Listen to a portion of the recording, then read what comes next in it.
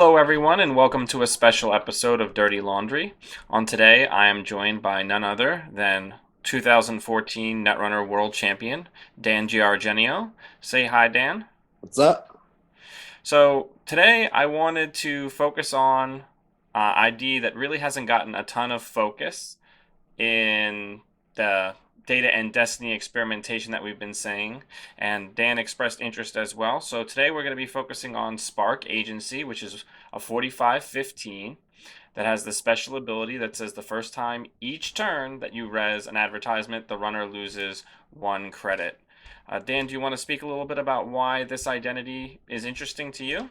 Well, I think it's clearly the best one in the box. I think the other two are pretty uninteresting. There are actually a lot of good advertisements that you might want to play anyway. So you can get good value out of this ID without playing anything weird, which is what I like about it. Um, the other IDs, you gotta I guess, sort of go out of your way and like play some cards that you wouldn't normally want to play in like an NBN deck. With this, the cards that you end up playing are all, pretty standard, powerful cards, with Right. maybe the exception of Launch Campaign, which I think is a pretty good card. It just doesn't see very much play because it's just come out. Right. And I would definitely agree with you on that pop-up window is already a great card. And Pad Campaign. And pad campaign's already a great card. So this just is rewarding you for playing cards that are already And special being considered for any deck. and special offer. Right. And special offer, which is a fantastic ambush piece of ice. So if we're going to build a deck around this ID, and I know from just in preparation for making this video, I played a couple of games with some jank that I put together. Resing a pad campaign and a what is the one that you were just talking about? Launch Campaign. The launch campaign. Uh, right as the runner one on your turn and then one as the runner's turn starts, so that they can't play Sure Gamble is hilarious. Well, I haven't really tried that specific move. Um, I don't like resing before I don't want to res a pad campaign before they run it because Okay, that you want to make them check. So I haven't really tried that, but yeah, it's definitely something that could happen. so where do we begin? Let's talk about, I guess, let's start with the agenda suite that we would use for an ID like this. Well, let's put three Astros in it. Yeah, yeah. I mean, if you're gonna play yellow, I feel like you start with 3 Astros. Yep. And then pretty clearly, I mean, I don't see a reason to go and do anything crazy. Okay. I would probably just play three Astros, one breaking news, three Beal, one 15 minutes, and then NAPDs. Um, you could start to think about maybe like a global food sort of deal. Is Global Food an advertisement, or just because it's worth less points to the runner? I guess it's just like it's good competition with NAPD, despite the fact that I think this sort of deck wants NAPD because They're not gonna like have money. yeah, you're trying to drain the runner's credit, so NAPD might become pretty easy to score. You can Right. also just like do really stupid things where like right before they get to it, you make them go down to 3 credits, and if that ever comes up, that's just gigantic. Right, because they can spend all of the money for the run and be like, "Surprise, you don't get it." Like, yeah, it's a neat play. So let's start with that agenda, and then let's move on to assets. Right, a lot of the advertisements that we're going to be digging are potentially going to be uh, assets. So let's start there. So I think first things first, we are going to definitely need the pad campaigns because there's literally no reason not to run 3 in this deck. Yeah, I think similarly, we probably want three launch campaigns. Yeah. Are there And any for other? those of you who don't have a lot of experience with some of the newer cards, Launch Campaign is a 1 to res, 2 to trash advertisement asset that is basically a 2 drip per turn with 6 total on it. So it's kind of like a neutral Adonis with different numbers on it. Yeah. That's accurate. Are there any other advertisements? Like, can you use Netrunner DB to search advertisements and make sure we're Yeah. not forgetting any? I don't think we are because I've tried to Well, build I this mean, thing. there's Adonis and Eve. Well, Eve is like 1,000 influence, so that's why Okay. we're playing that. Also, NBN wants to evacuate its servers faster than that because every time you install something, it could be an Astro. Okay, I'm seeing if it does the if it'll let me search for the subtext for advertisement. Oh, it will. Okay. So there's no other neutral and yellow. All right, well, let's check the other factions to see if there's anything. Adonis is a little bit tempting, but yeah, Uh, and then Rex that's campaign. Rex campaign. Good old But there's no reason. There's no reason to take a Rex over an Adonis. right. I don't know. So, do we want any of the HB asset Well, I think advertisements? youth campaign's pretty out of the question at 3 influence, Right. and just the fact that I think it's actually worse than Adonis in this deck.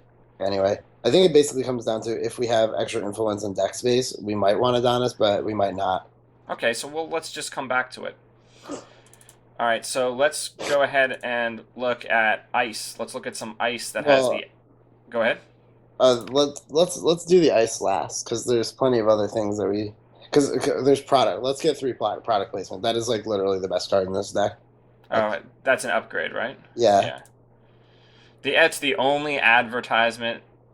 Yeah. Product placement seems pretty good. it's really good.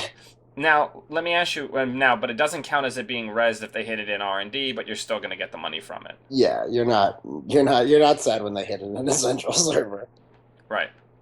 That's pretty good. You can also res it right before they commit to access. So like if you put it in a remote server, if you install it in the root of RND and they run, they're about to be successful or whatever. You can still res it before they access Right. it. You can basically say, do you want to access? And then in that window right afterwards, you can res it, and they have to access it. Yeah. All right. Because there are some interesting timing interactions that are going to come up with this deck, because a lot of the cool plays that, we've been kind of foreshadowing here come from knowing when to play and flip some of these cards. Yeah, timing the resing of these assets and upgrades is one of the more interesting things about playing this deck. It's not ever terribly obvious. Right. All right. So what else do we need? Now we've got like what 9 economy cards. So one thing that's interesting about building this deck is you've got like hedge fund and sweeps week, which are great cards, obviously, but you got to figure out whether you can actually fit 3 hedge fund and 3 sweeps week. And my suspicion is that it will not be easy to do so. Okay. So if we have to choose between one or the other, which one do you think is the better choice here? It's usually metagame dependent. Some advantages to sweeps week are that it costs 1. So if you think this deck is going to run poor, sweeps week gets better. Other slight advantages are the fact that Andromeda is an identity, and maybe you'll play it in turn 1 against Andromeda. But there's also like DLR decks use drug dealer a lot of the time, so you can get extra value that way. And you can also, if you feel like it, like trigger Astrolabe a bunch of times and then play Sweepspeak. In the end, I think Sweepspeak is probably the better one. So let's start with that. Yeah. And then we can come back. We can put it in 3 hedge fund and 3 Sweepspeak, and then maybe we can remove some. And then we can cut them if we need to. Yeah, I think as good as Special Offer is, I think it's not as good as Hedge and Sweep even in this deck. Right. Because mostly because of install costs. Like you end up having to pay an install cost. Usually you're building like a bigger remote and a bigger R&D. So as you get later in the game, especially if you've already stacked a bunch of pop-up windows or something, it might be a little expensive to install the Special Offer. Right. And one nice thing is it does look like ice. So, like, maybe you can, like, protect the server and they don't want to run it. But we haven't spent any influence yet. Okay. So yeah. I guess that's probably what we want to figure out. Like, how are we spending our influence? Just put 3 Sands in there. Just, because Sand's a thing, especially if you're trying to drain money. Put 3 Sands and 3 Jackson arrows, right? Yeah. Well, it's kind of like I always talk about, certain decks you do end up with kind of a weird, uh, you know, let me open up a new deck, and it's like, let me open up a noise deck and go ahead and put cash, 3 copies of cash in there. Yeah. Like, let me just open up a yellow deck and, put in Sand Grids and Jackson Howards and then see how many of them I need later. All right. So we've got 17 slots left, and we haven't put any ice, Yeah. and Should we haven't probably spent have some of that. and we haven't spent any influence. So what the fuck are we trying to do with this deck? Well, I mean, if we want to use this ability, do we want to bring in more opportunities for that ability to proc? Well, we're definitely gonna play 3 pop-up window, right? Right. So let's go ahead. Yeah, pop up window seems just the natural choice. And now we're at 12 advertisements, which is a pretty good amount. I think you can get away with this many. We could put some special offers in if you Right. wanted to put like 2 special offer or 1 special offer. I think we should come back though, and because we need more actual helps us win the game ice. Yeah. Well, yeah, we're definitely gonna want something. I mean, I think we're gonna want toll booth. Yeah. We might even want 3 toll booth. We might want 2. We might want 3. We're gonna want at least 2. I think we have a Yeah. lot of money in this deck. We need something to jump Spend into. money on. Toll booth does a good job. Do we want Ash in a deck like this? I think so. So there's a number of reasons why you want Ash in a deck like this. First of all, we're pretty deep on fast advance. Put in 3. If you want to build the Ash deck, I would put in 3. We have all this influence. We got to spend it. Yeah. So the reason why I like Ash in this deck as opposed to Biotic Labor is you have product placement and launch campaign, which are good things to just like shove in your remote server. Right. So when you add Ash Shoe, you basically make it next to impossible for the runner to figure out whether you're actually installing an agenda because Right. you've got so many upgrades that you could be putting in your remote server that it's just like they got to check or they're not going to be able to guess unless they're like completely locking your R&D. Right. So I And it's really also and it's also important to note that once they've committed to accessing in that server, even if they know that there's a product placement in there, maybe they have to access everything. right if they pay the Ash trace. It is sometimes annoying that you Ash trace them out of the server and then they don't access your product placement like you wanted them to. But if you're keeping them out of the server, it's not the worst thing in the world. Right. You can still res it and make them lose $1. Right. But So, go ahead. yeah, I mean, so if you look at like where we are right now, we have 40 cards, 5 ice. Like if we play the rest of our deck ice, we've only got 14 ice. And this deck is looking like almost like glaciary. This is not like a horizontal deck. Right. Hmm. So I think yeah, we need to like figure out something to do with ice. Well, Archer is an idea. See, if we were gonna do Archer, we could do like 2 breaking news, 1 15 minutes, 1 NAPD, 1 food. Right. That keeps the agenda count the same and it gives you food for Archer. Right. That could be a thought. Is launch or not launch campaign? Is fucking what's that Wayland thing that gives you a point? Is that an advertisement? I don't think it is. It's an asset. Let's take a look. What is that card called? I don't remember. It's called Gimme Points. Yeah, it's called Run This or Eventually I Get Points. Yeah. Oh wait, go down. I think I saw it. It was maybe Hang on, let me just get rid of everything that's not Wayland. Grendel Refinery. Public support. yeah. That's not an advertisement. Yeah, no. It's a good combo with Archer. I don't think we have room for things that aren't iced. So, Yeah. but if we wanted to do the Archer thing, that would be pretty good. We're probably going to be hurting a little bit for sentries. Um, I guess Architect's going to be good in this deck. Oh, do you want to do the Archers? We can do Archers. Yeah, we can put in a single global food initiative. Yep. Yeah. Yep. That could be Play good. Archers. So then we have 4 influence left. Only 4. Good. We spent a bunch of it. Um, Do we want architects? Get some of these potentially get some of these assets and ashes back. We only have 4 influence left. God. Well, Well, I think we could do like one architect and 2 Eli's. Or we could do 3 Eli's and something else. We definitely want Eli. I hear it's pretty good. I'm sad that there's not 3.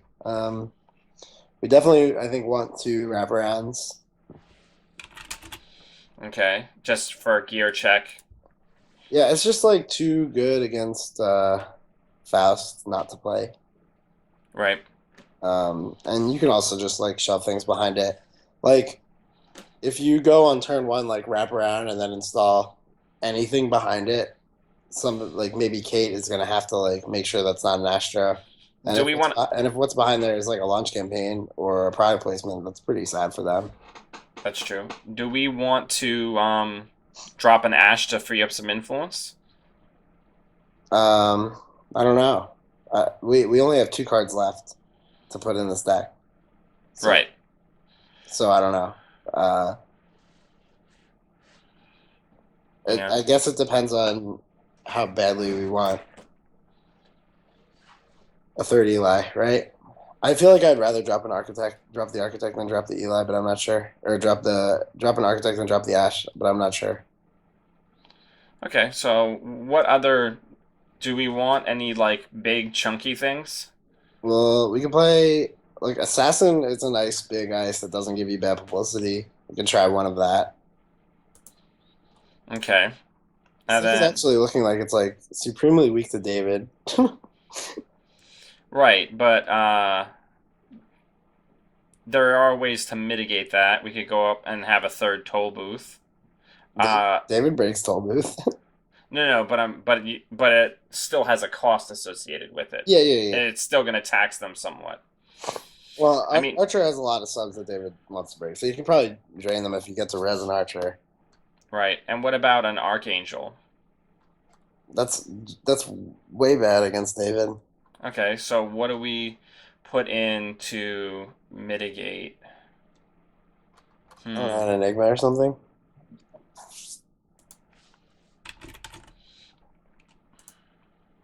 All right, so we're at 14 pieces of ice, which I feel might be light for the type of like super server deck we're trying to build. Well, the nice thing about Toll Booth is that it is a super server in and of itself. Right. So you can like probably win a game without ever resing anything on your remote besides the Toll Booth. But yeah, 14 does seem low.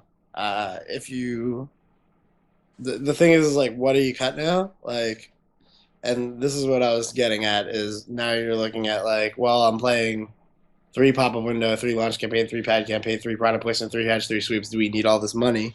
Right. And I don't know what the answer is. Well, maybe we could go down to 2 copies of Sweeps Week Or to two free up a copies. card, or Yeah, two or it's copies of Hedge Fund. either one. I mean, it's pretty difficult to say which one's actually better.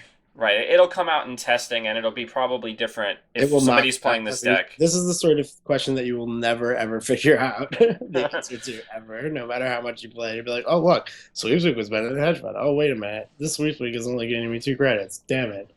You'll Right. never figure it out. You'll never ever ever figure it out. All right. So let's look at neutral and NBN ice that we could potentially put in. Do we want anything like a Data Raven or anything like that? Well, Data Raven's a good card because it's scary. It unfortunately, I feel like it doesn't. I don't like Data Raven in this type of deck because you're trying to like exploit a credit differential, and Data Raven they don't run through it until they're desperate. So until you're already winning, all you're doing is like paying 4 to keep them out of something.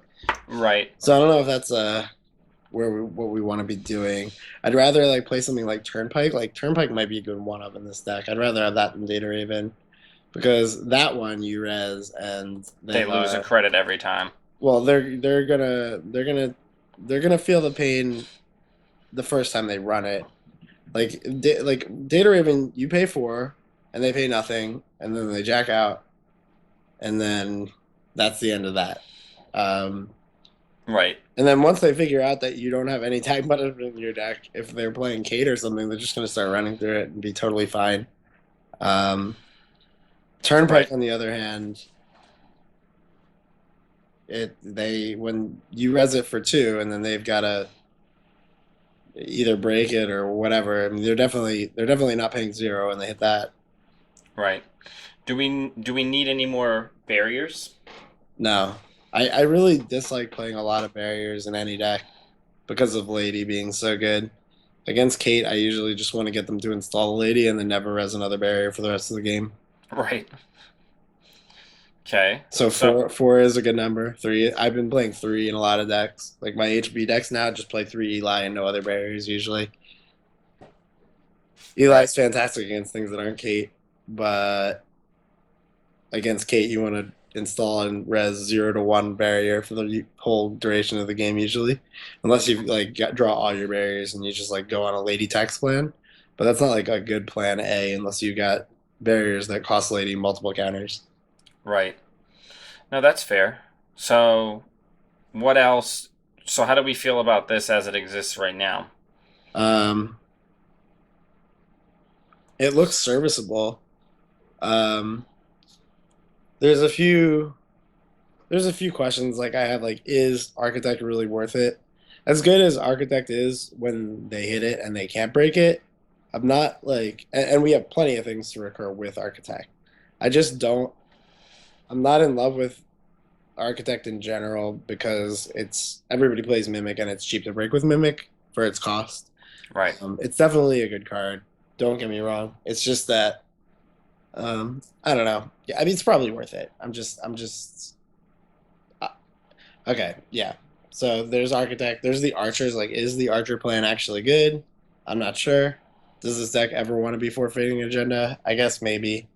Um, then other questions I have is like, how important is that third Eli? How badly are we going to hurt from not having all three? Right. Um, and then the other thing is like, Well, we could always cut one archer to add an Eli and have the archer be like an ace in the hole. So, sure, if it comes up, great. If not, that's fine too. yep, yeah, that would be fine. So let's go ahead and take a look at that. And then we're left with One influence. one influence and no card slots. All right, so let's look at cards that are one influence. Okay. that aren't in faction. There's actually not a lot. Like most of like when you run into these situations as corpse, and you've got like one influence left over, especially when you're trying to spend it on ice, there are not a lot of good options. And like the best one, the one that I usually go to is Viper, but Okay. I'm never super happy about the fact that I'm playing Viper because Well, maybe a one of Lotus Field. I'm like really turned off by Lotus Field in the current metagame. Okay. I think it's pretty terrible. We could always put in Wall of Thorns. I could always put in Wild Thorns. I Uh, I, I meant that seriously because we're gonna have the money for it. no, you can't play Wild Thorns. No decks can play Wild Thorns as long as Lady is in half the decks. You can't play Wild Thorns. Okay. So, do we want this to be a piece of ice, or do we maybe want it to be something else? Well, there's nothing else. We don't have room for things that aren't ice. We need all the ice you can get. If you want, you can play. You could be a complete maniac and play a swordsman and try and blow up some fasts. You could play. I think Viper is maybe the strongest option. More and more Kates are moving away from like the double cyber cipher sort of deal. Right. We've got like hard code gate checks, so we could just turn the Enigma into a Viper. That's just like a very minor, usually upgrade. Right, and it costs the same amount. Yeah. It's like it's a pretty similar piece of ice. The benefits are if they're breaking it with a breaker, it's obviously just better. But there, it's a pretty real concern that Kate can just run it last click and pay two without a breaker to Right. beat it. I don't know. I think it's fine. I think it's better than Enigma enough of the time that you're happy to switch it out rather than play 14 influence, but I don't think it's that good. It's just okay. Yeah, I mean, that's, I think, one of the reasons, well, one of the many reasons why up until maybe this point a glacier type strategy for NBN hasn't really taken off, because it really hasn't had the ice native to form the backbone of a build besides things like Tollbooth. Well, It did. Tollbooth is the single best big piece of ice in the game by a wide margin. Right. Um, so I don't know that that's the problem with like a glacier-ish NBN deck. I think that it's wrong to call this a glacier deck.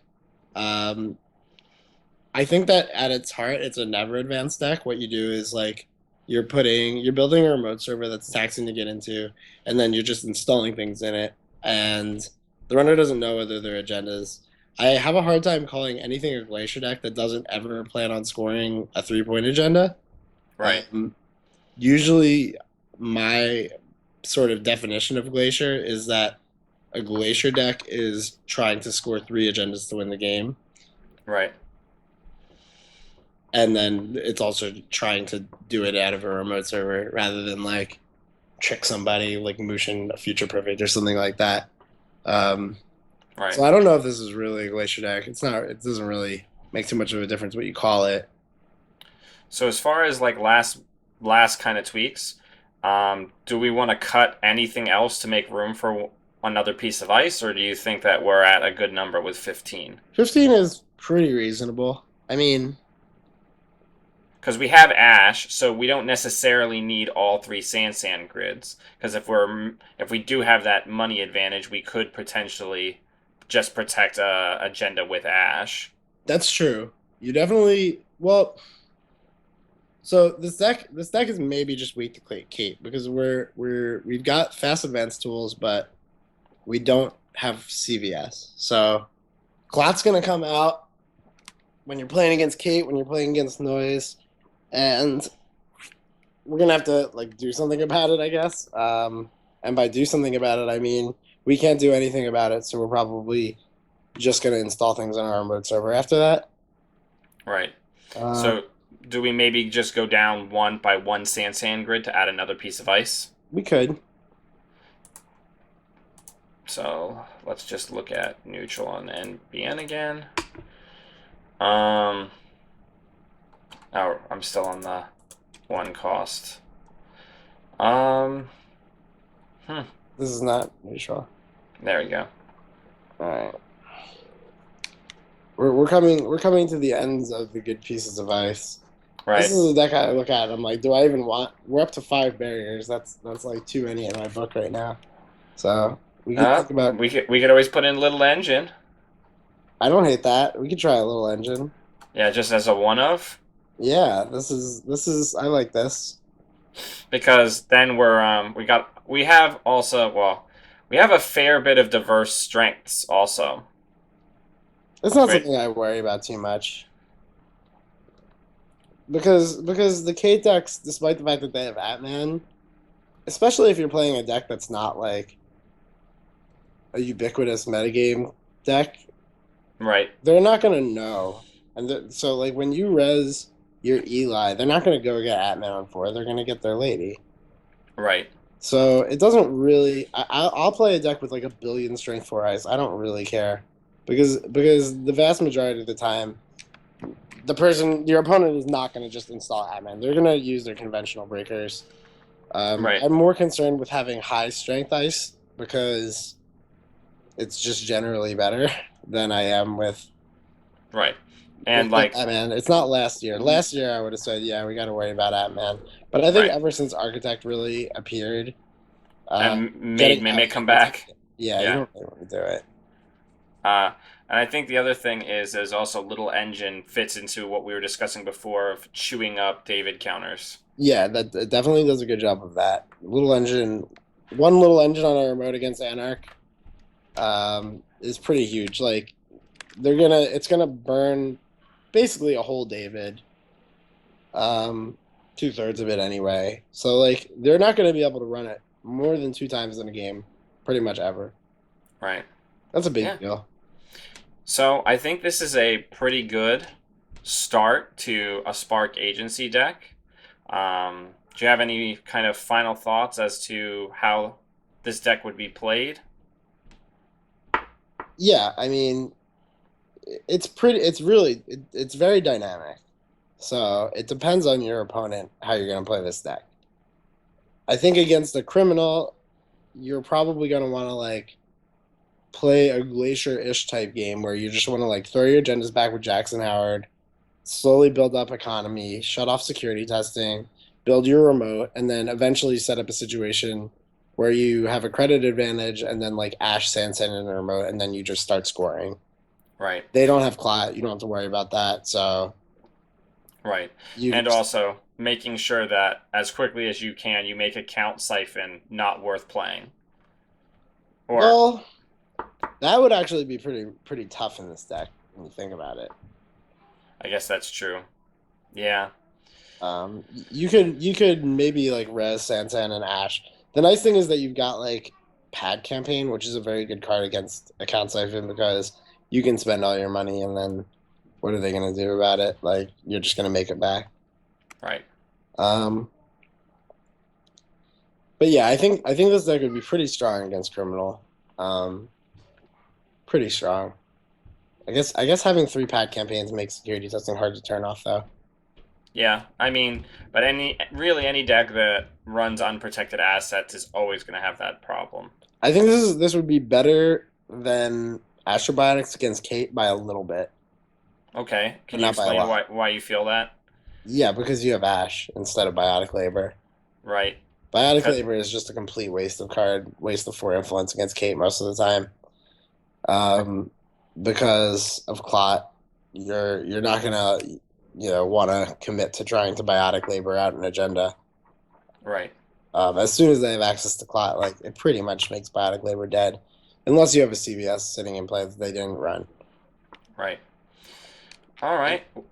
Maybe I'm wrong about that, but I Well, don't play that much Astrobiotics, so maybe just the fact that you can CVS and Biotic Labor is good enough to make Biotic Labor fine against Kate. But I feel like Ash is the better card. Kate is if you're playing against a Kate opponent who has Gordian Blade and you just set up a toll booth on a remote and they have to check things that you put in it, that's like really bad for them. They're yeah. not going to be able to do that enough. Right. And then against Noise, this is probably worse than Astrobiotics because it's slower. Yeah, I think that's fair. You don't have like anything like team sponsorship, which is really good against Noise. On the other hand, yeah, I don't know. Noise is going to live and die on Noise's setup.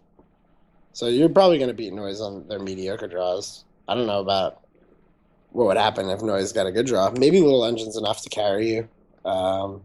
It's pretty difficult to break with Faust, so Yeah, that's fair. like it's 7 strength, so you've got to pump Faust. You've got to discard 5 cards. You gain 5 credits for it though. Right. But you still got to get through it. Yeah, but if they do gain the 5, maybe it makes Ash a little worse. I'm not sure. I haven't tried Little Engine very much. It might be worse than the third toll booth, but we do have an assassin, which is another gigantic, expensive piece of ice. So maybe third toll booth isn't very good. Yeah. I mean, and that's what this segment is all about. It's about creating a deck that's not perfect yet and just kind of showing the thought process that we have when we're trying out a new concept. Are we gonna play Netrunner? Are we going to play it? Yeah, Yeah, we could play it and do a test run segment as well. yeah. Let's do it. All right, so thank you, Dan, for joining me on this very special episode of Dirty Laundry. Everyone, I'm also going to be recording a test run segment immediately after we complete here. So look forward to that as well, and happy Halloween, everybody.